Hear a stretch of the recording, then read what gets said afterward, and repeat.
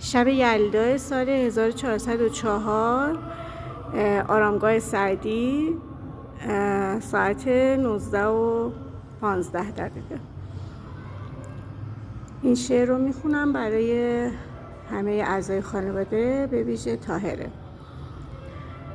به جهان خرم از آنم که جهان خرم از اوست، عاشقم بر همه عالم که همه عالم از اوست. به غنیمت شمر ای دوست دم عیسی صبح، تا دل مرده مگر زنده کنی کاین دم از اوست. نه فلک راست مسلم نه ملک را حاصل، آنچه در سر سویدای بنی آدم از اوست. به حلاوت بخورم زهر که شاهد ساقی است، به ارادت بکشم درد که درمان هم از اوست.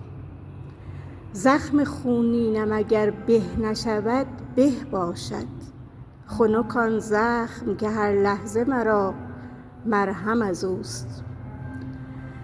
غم و شادی بر عارف چه تفاوت دارد، ساقیا باده بده شادی آن کاین غم از اوست. پادشاهی و گدایی بر ما یکسان است، که بر این در همه را پشت عبادت خم از اوست. سعدیا سیل فنا گر بکند خانه عمر، دل قوی دار که بنیاد بقا محکم از اوست. شب چلتون مبارک.